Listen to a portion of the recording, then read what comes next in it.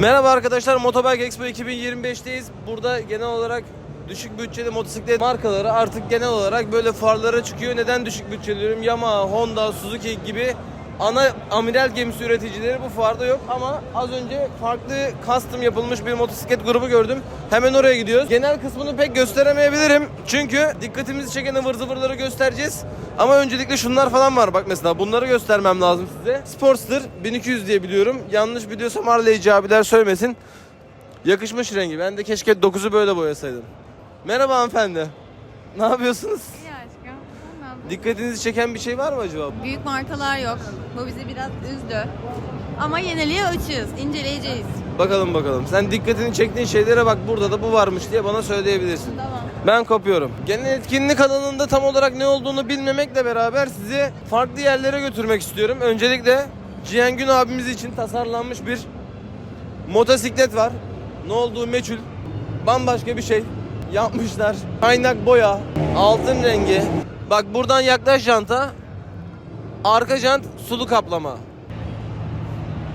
Burada da var bir şey. Orada da türbanlı abla teker yapıyor. Ablama ceza yazacaklar şimdi. Ablam elden gidecek şimdi. Burası TT Customs'ın bölümü bu arada. Bu adamlar yıllardır bu memlekette Türkiye sınırları içinde her şeyi birbirine kaynaklayan insanlar. Benim psikolojimi bozdular ben ufakken. Genel olarak hepsini gördüm Instagram'da, sağda solda falan. Tanımıyormuş gibi yapıyorum. Direkt onların bir motorlarına bakalım. Burada ses gidebilir belli bir yerlerde. Abimiz arabada koymuş buraya. Ford. Bunun markası Ford. Alırsın Ford. Olur. Kimden? Eğitmen abimizden. Sancho abimiz. Hani şekil sevenlere bunların detay çekimlerini Deniz arkadaşımız yapacak. Yap Deniz arkadaşım detay çekimlerini. Ben eğleniyorum ha. Buyurun.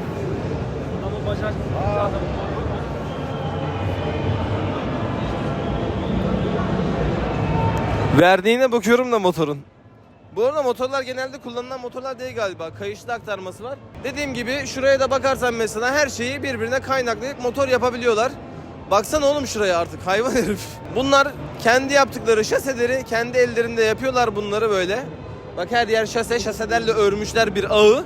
Burası bizim bölgemiz demişler. O şasenin de geldiği son hali bu. Aha da bu Ghost Rider'dan fırlamışçasına çıktık buradan. Hadi bakalım. Burada da eski nesil motosikletleri ya yeni uyarlamışlar ya da gerçekten eski nesil olanlarını koleksiyonluk sergiliyorlar. Herhangi bir bilgim olmadığı için insanlara sormaya çalışacağım. Merhabalar efendim. İsmim Yiğit de bize bilgi verebilir misiniz? Motorlar gerçekten eski mi yoksa motoru yenileyip burada sergilediniz mi? Anlatabilir misiniz birkaç motosikleti? Zaten tabelamızda da gördüğün gibi 70 ve 90 yıllarının Japon klasikleri. Çok güzel. İkonik motorlar. Bu tarafta 90 grupları, granajlı ve racing gruplar. Bu tarafta biraz daha naked ve 70 modelden başlayıp 80 modele kadar. Mükemmel. Favori motorunuz hangisi abi bunlar Hepsi. arasından? Gerçekten mi? Çocuklarım arasında ayrım yapmıyorum. Abi mükemmel bir insansın. Memnun oldum. Ben de memnun oldum. Benim isim. YZR var mı? Yok. YZR yok. Evet. O tarafta mı? Benchbox'ta olan ikisi. Bir FZR'yi çekelim abi ondan sonra. Bu motor zamanının efsanelerinden. Eskiden motosikletleri yaptıklarında daha geniş bir görünümle beraber pistlere sokuyorlardı. Bu günümüze geldikçe motorların işte dingil mesafeleri kısaldı, hacimleri falan inceldi. Ondan sonra böyle bir son kasa R6'yı biliyorsunuz böyle ufacık tıfacık bir şey olmaya başladı. Onun atası bu. Aha. Alet burada aga. Sen olsan hangisini düşün, bir kafede gidiyorsun 1970'lerde yaşıyorsun sen. Motor görmemişsin, hep mobilet gördün. Geldin 18 yaşına. Gencecik bir kızsın. Hangisini beğenirsin? Bunlardan hangisinin arkasına binem de ben artçı olurum der. Acep. Bu kıyak duruyor. Değil mi? Mor rengi olduğu için sanırım bilmiyorum ama çok güzel duruyor. Birazcık daha Vice'di. Eskiden ne kadar güzelmiş Tatlı renkler. gözüküyor, evet. Eskiden çok güzelmiş. Genel olarak bir de bunların naked klasmanı var. Fark ettiyseniz eski olan tüm motosiklet hayvani. Çok özür diliyorum. Burada CB1000 var. CBX1000. Bu motosiklet 6 silindirli, efsane Formula 1 ses çıkartan enteresan bir motosiklet. Brezilya'da var, bir tane de Hindistan'da var. Brezilya'da vardır onlar çok. Paso bunda görüyorum abi. Evet. Instagram Reels'larında veya YouTube Shorts'larda. Çalışıyor mu? Tabii çalışıyor hepsi. Duyabilir miyiz? Yasak ya. Tamam. Orada çalıştırıyorlardı abi. Vallahi. Aslında farklı Ben bir... yapamam. Doğru diyorsun. Çok Kurallara güzel. uyuyorum. Şeyi merak ediyorum. CBX ile X de aynı model mi abi şu an? Üçü de aynı. Bu sadece ProLink. Biraz küçük bir custom görmüş hali. Anladım. Egzozları açık bunun. Bu aslında normalde granajlı bu. Bu Daha retro. Evet, bir sanırsam. hafif yapıldı buna. Ama diğer o iki tanesi orijinal onlar. Fabrika çıkışlı. Çok güzel motorlar. Bak bu dördü de 6 silindir. O Kawasaki'nin 6 silindiri. Su soğutmalı. Z1300. Evet, Z1300. O da bir efsanedir ama şu grup Burası farklı bir tadı var. evet, insanlar arasında. daha kaslı yapıyor. Evet. Anlayan anlamayan herkesin ilgisini çekiyor. Mükemmeller ya. Eskiden çok daha güzelmiş abi. Evet. Birazcık tadı kaçmış artık. Mühendislikte bilgisayar girmediği zaman Çok güzel oluyordu. Evet. Heves giriyordu işin içine. Çok memnun oldum abi. Görüşmek üzere. Burada da abimizin dediği gibi Z1300 modeli var. Bu motosikletin atası şu anki Z800, Z900'lerin atası mı olduğunu bilmiyorum. Hani bağdaşık olmayan bir şey olabilir. Ama Z serisi buysa Z'den devam etmiştir. Fakat motor 6 silindir abi. Hani kırıklarmış. Belli bir yerde harbiden en fazla ne yapabiliriz diye düşünmüş bu markalar. Şimdi de biz kaldık 2025'e çan çin çonlara, bir de buraya bak. Ah, yeni çıkan motosikletler. Akam. Vay canına. Üzülüyorum yani. Sen de üzülüyor musun aşkım? Üzüldüm tabii, şu hale bak. Değil mi? Hadi gidelim bakalım gerçekten yeni ne var. Bunlar eski.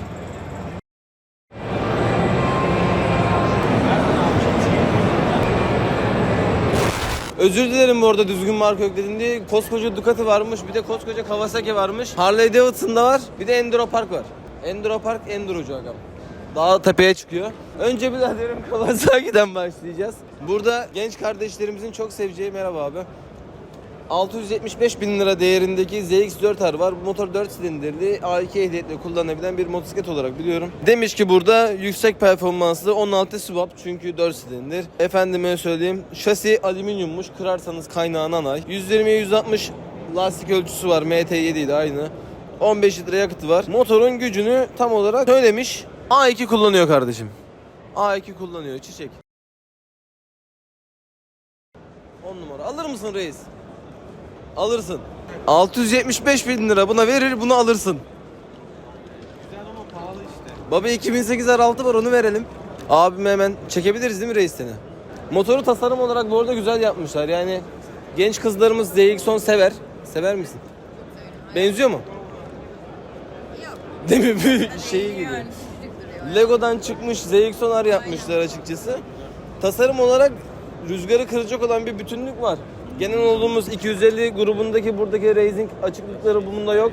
Top şeklinde yapmışlar. Yani birine vurursanız deler geçersiniz. Öyle bir mevzu. Arkaya doğru geldiğimizde de normal bir kuyruk tamamlıyor. Tek özelliği 4 silindir olması. Zaten az önce gösterdiğimiz motosikletlerin üretim yıllarında bunlar vardı. Fakat jenerasyon olarak kimse bilmediğinden dolayı tekrardan sağlara çıkıyor motor ve vergi diliminden dolayı biz 700 bin liraya motosikleti almak zorunda kalıyoruz. 700 bin liraya neler alırsın baba. Haksız mıyım? Kesinlikle. O yüzden geliyoruz. Burada Ninja 500'ümüz varmış. Ninja 500'e bakıyorum. Çift silindir 500'lük bir motor bloğu var. R6 sandım. R6 motor bloğu değil. Bunu da A2 uyarladıkları 500'lük bir motor bloğu olmuş.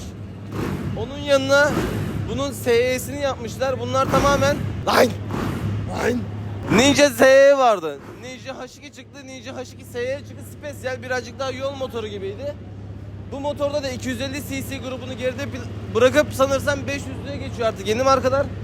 Artık 250'yi unutup birazcık da yollarda 500 falan göreceğiz. Fakat Honda bunu zaten yıllar önce yapmıştı. CBR 500 vardı. Şimdi diğer marka gruplarında da bunu görmeye başlamışız. Ninja 500 SE agam. Bu. Sport Touring, tam racing de değil. Racing gibiymiş gibi. Beğendin mi? Abi mükemmel bu. Alır mısın bunu? Abi keşke. Değil mi? Keşke. Ne kullanıyorsun şu an? Abi bende PCX var. Çok iyi. Düşünüyor musun ilerleyen dönemlerde bir motosiklet falan Evet alırsan? abi 18'ime girdiğim zaman Kawasaki motorlarından düşünüyorum abi. Çok iyisin lan. Ben gidiyorum. Görüşürüz abi. Kendine iyi bak. Nehir Bey gel. Burada da bunun... Oğlum video çekiyorum şu an. Sami kapat Sami. Sonra konuşalım Sami. Burada da bu SE'nin bu A2 versiyonu.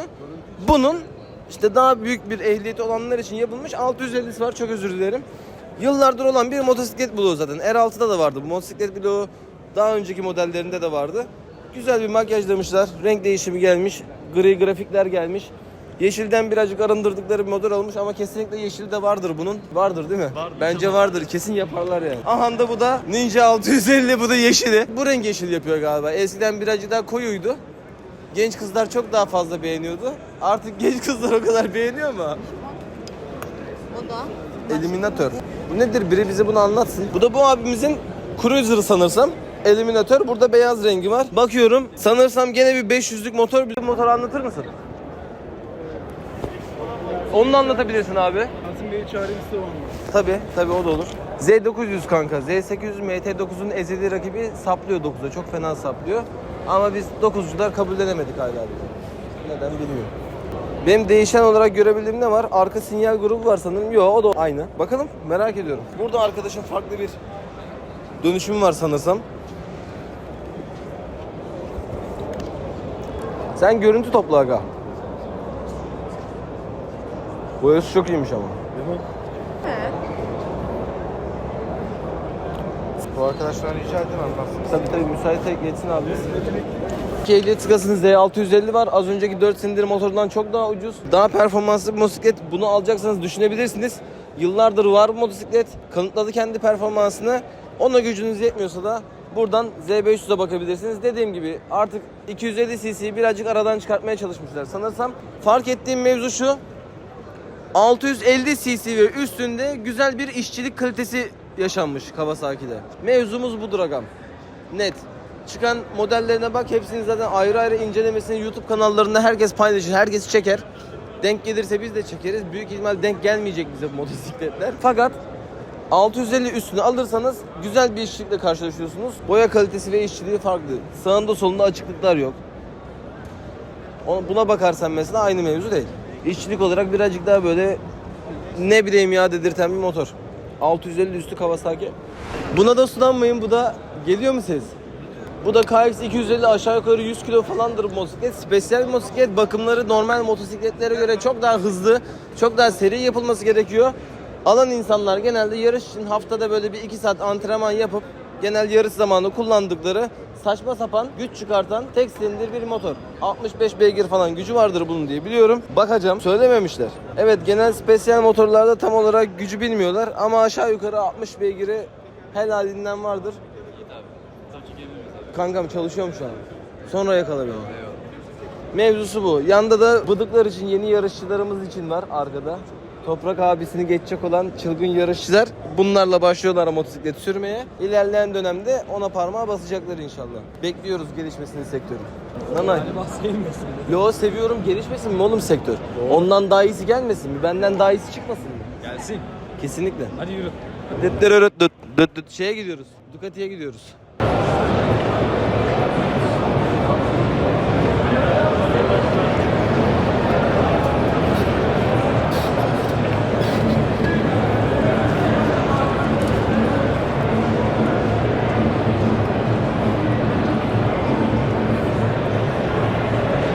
Zaman kesiyorum. Yok. 3, 2, 1. Ducati ile Trump tarafındayız. Burada gel kanka. Hemen. Evleniyor ha? Yok ya evlenmiyoruz. Niye evlenmiyor oğlum? Ya bak. Biz evlendik. Gel abi. Abi der tek teker. Bu motosiklet Trump Tiger MT9 sesi çıkartan 660'lık bir motosiklet. Brezilya'da deli gibi kullanılmaya başladı. Her yerde teker yapıp sağını solunu sürtüyorlar. Türkiye sokaklarında da görmeyi, bu rengiyle görmeyi merak ediyordum. Çünkü bir önceki rengi beyazdı. Şahane bir motosiklet olabilir. Bunun ehliyet skalasını bilmiyorum ama farklı olsun. Ara sıra araziye de çıkarım. Birazcık apaçılıkla yaparım diyen için Trump güzel bir seçenek. Eskiden İngiliz malı olarak korkuyorduk çünkü motorlar böyleydi genel olarak. Gel böyle abi. Birazcık daha böyle ince işlenmiş motosikletleri vardı. O yüzden insan binmeye korkuyordu. Genel olarak parça sıkıntıları yaşıyorlardı. Ve pound euro kurundan dolayı çok fazla derde biniyordu motosikletle kaza yapanların iç acıları. Artık öyle bir dert yok çünkü her şey pahalı. Sadece bu motosikletin parçası pahalı değil. Öbürünün de euroyla, başkasının da euroyla. Artık alınabilecek, piyasanın içerisinden geçilebilecek motosikletler üretiyorlar. Bu motosikletin de orada 900'lüğü var sanırsam. Tam olarak bilmiyorum bu markayı. Ona geçmeden önce bildiğimiz hangisi aşkım? Speed Triple RS. Bu genel olarak piyasacıların korkusu zaten. Bunu alıp agam. Bu ufa, bu Street Triple'ı. Merhaba canım. Bu da Speed Triple'ı. Hani Bunu al. Kaldım, burada kaldım. Kal orada. Burada kaldım ben, bekliyorum. Burada da roket var. O V6. Çok saçma ağırlıkta bir motosiklet. Sendeyiz. Bu motosiklet nispeten hız sınırları diğer motosiklet markalarındaki gibi yok. Yani Z900'le falan kıyaslayabilirsin hız açısından ki deli dehşet gidiyor. Bunun YouTube'dan videolarını falan izleyin. Yeni olarak bunun üzerine ne eklendi onu bilmiyorum ama motorun Brembo'su ve Öhling'si kesinlikle eksik olmadan şahane bir kaliteyle sana geliyor. Bizim bindiğimiz MT9'umuzda mesela bu kadar teknik özellikler yok. Ne kadar ikisinde 2024'ünü yan yana koyup baksan ya da 25'ini yan yana koyup baksan da bu her türlü aksesuar ve kalitede sanırsam Japon'a parmağı atıyor. Mevzu bu. Adam Super Corsa'yla geliyor zaten. Üstündeki lastik 40 bin lira falan. 1200'lük. Şey yani böyle akıllı alın lan. Ya motor bu. Yam yam. Yam yam yam. Bunlarda da ithal jetler var. Burada ithal jet var. Burada Draxler 200 modeli, burada Draxler 300 modeli var. Motor gerçekten farklı duruyor. Yani standçı kardeşlerimizin hiçbir şey yapmasına gerek kalmayan bir motosiklet gibi hem renkleri olsun hem tasarımı olsun. Bir de 300'lük ince şasinin üstünde olan bu motor bloğuyla deli gibi teker falan yapılıyor. Elden freni falan da zaten scooter olduğu için dahili eklemenize gerek yok. Adamlar farklı bir şekilde yapmış. Ön tekerlek bağımsız. Burada özel bir aparatı var. Gel buraya abi. Buradan şaseye bir şekilde entegre edilmiş. Sanki arka lastiği tutarlardı ya tek bir taraftan. Ducati'lerin hepsinde var mesela. Çek orayı. V4S bu da cinayet kasa bir tane motor. Bunun arka lastiğindeki sistemi ön lastiğine uyarlamış. Bu yüzden önü hissiyatı olan bir motosiklet. Yol tutuşu falan da birazcık aykırı. Güzel, sevilebilir. Konsept olarak kullanabilecek motosiklet. Arkada da benzer bir sistem var mı dedim. Karışık, enteresan bir şey yapmışlar. Alıp denemek lazım. Süper moto sevenlerin aşık olacağı şey Hyper Motard. Bu motosiklet hakkında da pek bir bilgim yok. Maalesef fakirlikten dolayı hiçbir şeyi araştırmadık.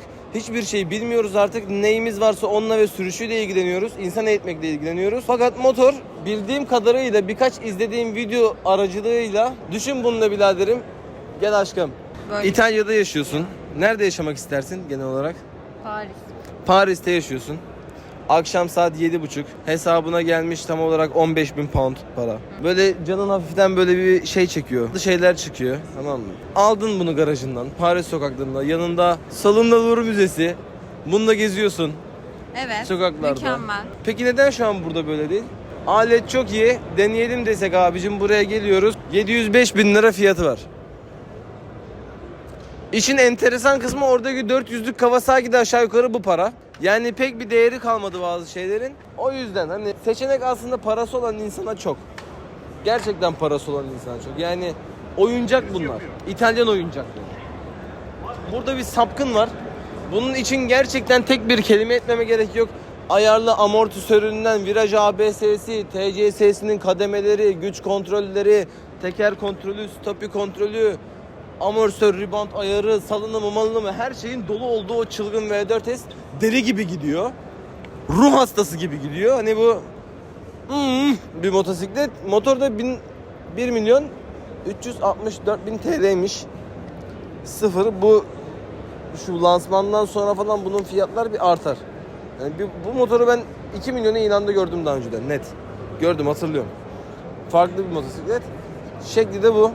He diyorsan ki ben daha da lüksünü seviyorum. Buraya geliyorsun abi. Bu motosikletin motor bloğu kullanılarak yapılmış Diaveli var. Onun da 100 bin lira, 110 bin lira falan artı bir fiyatı var. Enteresan bir şekilde. Kalite akıyor agam. Tamamen kalite akıyor. Yani bilmediğimiz şeyler hakkında annemiz bize dedi ki konuşmayın. Anladın mı? Gösteriyoruz sadece. Dua ediyorum kendisine ve sürenlerine kazasız bir olay. Vaziyet bu. Burada da Trident var. Bak bu tutulan bir motosiklet. Bunu yapmışlar. Rengi gelmiş. Kırmızılı bir rengi vardı bunun. Şu an sarısını görüyorum. O yüzden tebrik ederim Triump'u. Bize renk çeşitleriyle geldiği için. Başımızın üstünde yeriniz var. Memleketimizi siz de diğer markalar gibi terk etmeyin lütfen. Amin. Kayda. Aşağı terbiyesiz. Hadi. Hayır. Dava. Burada Vogue markası var. Yeni motosiklete başlayanlar sürekli bu motosikletlerden tercih ediyorlar. Fiyatı şu an taksitli halde 160 bin lira. Peşin fiyatı 140 bin lira diyor. Motoru beni Instagram'da bir ara birkaç tane kullanıcı grubu aldı. Motosikletin sürekli bir yerleri bozuluyor diye biliyorum. Parçası varsa sorunu yoktur. Onu da yetkili bayiye sorup şöyle soracaksınız yetkili bayiye. Abi benim motorumun şu parçası bozuldu. Elinizde var mı? Ne zaman gelecek diye sorarsanız gerçekten ne zaman geleceğini öğrenirsiniz. Abi bunun parçası var mı ya? Geliyor mu? Gelir kardeşim, bir hafta ederler. Kullan azıcık. Gel. Merak ettiğim şeylerden bir tanesi Yuki'nin şu motorları. Arazi segmentinde Yuki artık birazcık iddialı. Hani bunu artık göstermezsem olmaz. Bu motosikletler Yuki'de Dirty Pow modeliyle başlayan bu arazi segmenti artık level atladı. Gene Dirty Pow'larımız burada artık nispeten daha kaliteli bir enduro motosiklet gibi olmuş. Selenin dokusu, plastikleri vesairesi gerçekten enduroya hazır bir motor gibi hissettiriyor. Döneminde alan, kullanan ve memnun olan, araziye sürekli giren çıkan endurocu abilerim var. Şaşırtmıştı onu bu motosiklet. Fiyatı da uygun. 290 bin lira. 2 zamanlı 300'lük Yuki Dirty Pow. Burada duruyor. Burada da bir tane daha var. O da farklı rengi. Aynı sanırsam. Bunu büyük ihtimal stickercılarda falan sürekli bir yerlerini değiştirerek satabilirsiniz. Bunlar aynı değil bu arada. Bu 250'lik. O 300'lük.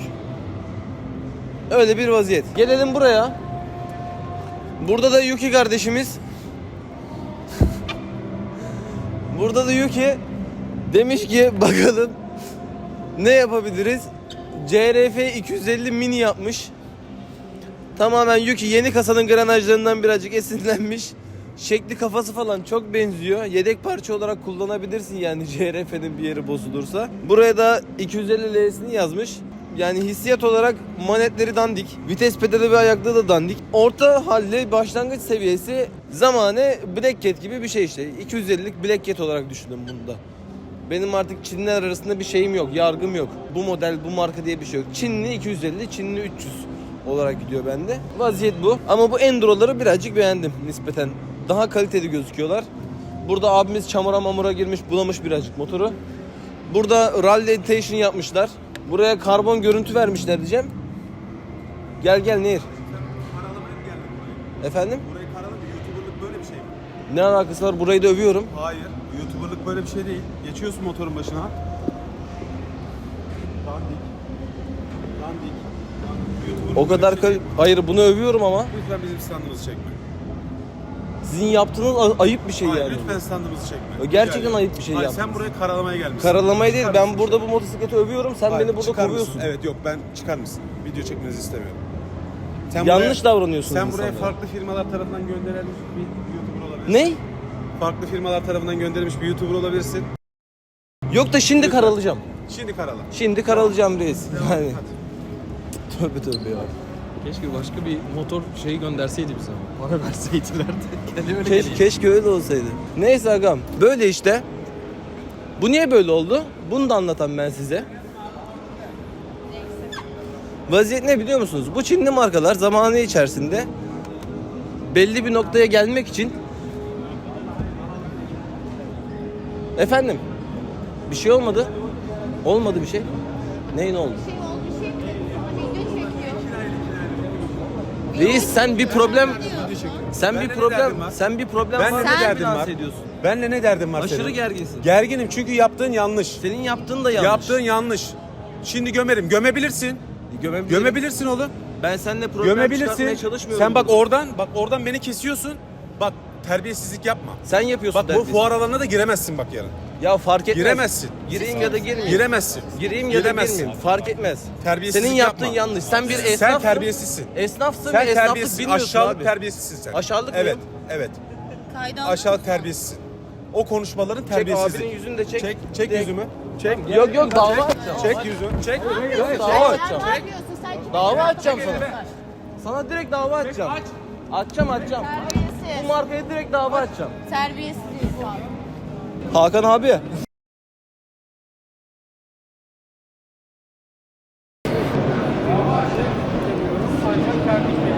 Kameralarımıza saldırdılar. Yuki temsilcileri bizi darp etti. Temsilci mi oluyor bunlar? Ne bileyim ne oluyor ki? Benim başka markalardan gönderilmiş ajan ilan ettiler. Bu da genel olarak niye oluyor? Zamanında bu Çinli markalar piyasada tutunmaya çalışıyor ve motorların üstünde şu an dış güçler tarafından normal tüketici alkol üzerinde çok fazla baskı var. Aga bu tarafta ses var diye böyle gidiyor. Çok fazla baskı var Bu adamlar da kendi işlerini kanıtlamak istiyorlar. Ürün satmak istiyorlar. Ve biz herhangi bir şeyi anlattığımız zaman tilt olabiliyorlar bize. Yani bizim orada söylediğim şey aslında bu klasmanı güzel olmuş ama bu dandik olmuş demek. Yani maalesef ben böyle objektif olmak zorundayım kardeşim. Haksız mıyım? Şimdi sen kendi markanın tanınırlığını böyle mi yapacaksın? Mal ortada, ürün ortada. Diyeceksin ki evet bu da bu para. O yüzden böyle. Abi benim ismim Yiğit. Memnun oldum. Elektrik de geldi abi. Aynen, bu da yerlerden dolayı. Abi bu motor nedir? Ne zaman piyasaya çıkar? Özellikleri nelerdir? Bana kısaca üstünkörü anlatabilir misin? Tabii ki. 675 SR zaten. 2025 yılının Haziran ayı gibi gelmesi planlanıyor. 90 beygir. Güzel bir gücü var abi. 91 evet. 0 3 silindir zaten. Kendi Kendi biraz motor bloğu. dönelim abi üstünde. Tabii, Sinyal ve şekilde- stop abi herhalde bu Tabii arada. stop, sinyaller kayar bu arada.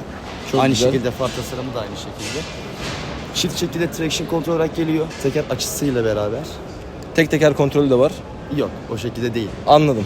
Viraj ABS'si gibi Aynen, mi? viraj ABS'si gibi düşünebilirsin. Jantlar piyanobilek geliyor. Juan geliyor, frenleri çift disk geliyor. Fren kaliperleri kapalı bir şekilde geliyor. Bir de Türkçe menü. CF'nin zaten Türkçe menü 2 tane motor var Güzel. sadece. 450 MTB, 65 SR olmak üzere ikisi geliyor sadece. Egzoz gördüğün gibi zaten gömülü. Güzel yapmışlar tasarımını abi. Kimse Evet. hiçbir şey söyleyemez maalesef. Yok. Ben Yani tahmin ediyorum herhalde bunun blokta da herhangi bir kronik çıkmazsa ki çıkmaz. Yüksek seslerde CF'lerde biraz daha sağlıklı oluyor zaten. çıksa da şey diyebiliyorum ya. Çok insanın başı yanmış olsa da tolere etti diyebiliyorum. Tabii tabii. Yağ Genel soğutucu senin sorunları vardı sanırsam 450'lerin. ki 34.000 kilo kullanmışsın. Çok iyi. Mükemmel. Ben de 450 NK'da takla attım reis Biliyorum. bir tane. Biliyorum. Öyle bir mevzum var. Genel olarak insanları satış politikasını seviyorum. Sadece bazı fren sorunları oluyor. Onlar da olmasa çok güzel olacak ama bunda olmadı NK'da oluyor ya da Aynen. gelişiyor mu diyelim firma bilmiyorum ama Zaten bir yerde bir eksik olacak. Olursa da zaten bir sonrakinde de onu tamamlamaya çalışıyor zaten firma. kesinlikle. Tavsiye eder misin reis ve fiyat bandı aşağı yukarı ne olacaktır bu motosikletin? Fiyat puanı çok güzel.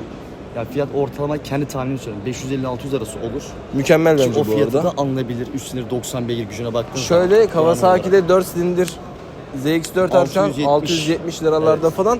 Bu güzel bir seçenek yani. Ki en azından piyasada bir tık daha hızlıdır Kawasaki'ye göre. Çift silindir 3 silindir. çok iyi. Yani Çok bugün iyi. bir belki MT9'a belki kafa çıkarabilir. 9'u biraz üzebilir ya. Bazı noktalarda üzebilir. Çin diye adlandırıyoruz. Ben tasarım olarak çok geliştiklerini düşünüyorum. Umarım garip problemleri çıkmaz. İnşallah. Piyasada tutulur. Çok İnşallah. teşekkür ederim ilginiz için. Kendinize iyi bakın. Rica ederim. Görüşmek üzere. Kartımı da vereyim. Tabii. Bu motosikletin 0-100'ü, hızlanması, top speed'i, bu tarz özellikler. Tabii. 0-100'ü 3.5 saniye, yani 3.6 saniye. Top speed'in şu anlık sadece dyno verisi var. 2.92. Tabii Güzel dyno bir hız. verisi sadece. Güzel Tabii ki bir bu hız. rüzgarın eğimi veya üzerindeki ağırlığın daha farklı değişecektir zaten. belki. Ayar- Plastik ebatları. Arka 180, ön 120 galiba. Burada ayarlanabilir bir amortisör Süspansiyon, görüyorum abi galiba. Yani süspansiyon ayarlanabiliyor. Amatörler. Sağda solda. Evet. ikisi Mekanik. ayarlanabiliyor. Traction zaten buradan yapabiliyorsun veya içeriden de halledebiliyorsun. Anahtarı var mı, menü görebilir miyiz? Anahtar müdürde. Tüh. Ama Tüh. bir 5-10 dakika beklersen gelir isteriz. Menü de gösterelim. Tabii. Sıkıntı yok. Quick Shifter da var bu arada motosikletin. Evet. Shifter'la beraber gelmiş. Menüsünden aç kapı yapabiliyorsun. İstersen aktif ya da pasif edebiliyorsun Quick Shifter'ı. Çok iyi. Bu deri birazcık bana şey geldi. Yırtılabilecekmiş gibi ama Onun zaman Yapacak bir şey yok. Racing. küçük. Evet. Maalesef. 450 SR alışırız zaten. Garip bu firma hem seviyorum hem sevmiyorum arkadaşlar. Maalesef şık motor yapıyor. Maalesef değil. Yani şık motosikletler yapıyor. Şuradan tutuldum NK serisinde. ABS sistemi tek girişe tek çıkış yapıyorlar. Bu yüzden ön fren ABS'ye girince otomatik arka da ABS'de çalışıyor. O zaten genel olarak bana kaza yaptırıyor bundan Aynen. önce. Ama Bu da öyle mi? Yok böyle değil. O da zaten hepsinde yok o sorun. Dediğin sorun. Sadece Çünkü NK'da var galiba. Evet. Ya sadece NK serilerinin hepsinde de yok. Belli bir serilerinde var sadece. Çünkü Anladım. çok fazla üzerine NK da satıldı. Teknik olarak ama motosiklet böyle çıkıyorsa, tek çıkış ABS'ye tek giriş oluyorsa Ama genel hepsi- tüm motorlarda aynı ama problem hepsi yapar. aynı banttan çıkmıyor. Öyle düşün. Hepsi Anladım. farklı zamanda seri üretimden çıkıyor. Mesela 450 SR'ın yağ sorusu gibi düşün. 2023 modellerinin çoğunda yoktur o kronik. Çünkü 23-34 bine kadar bir kere patladı. 23 sattığın hiçbirinden bir geri dönüş gelmedi. Fakat 24'te işte bir hata o şekilde 24'lere de yansıdı. Ne oldu? Gelişmekte diyelim. Tabii ki. Gelişiyor. Maalesef böyle şeyler olacak. Kimsenin canı yanmasın diyorum. Tasarımını ben çok beğendim. İlginiz için de çok memnun oldum. Rica ederim. Görüşmek üzere. Beklerim her zaman. Kendinize iyi bakın. Biz gidiyoruz.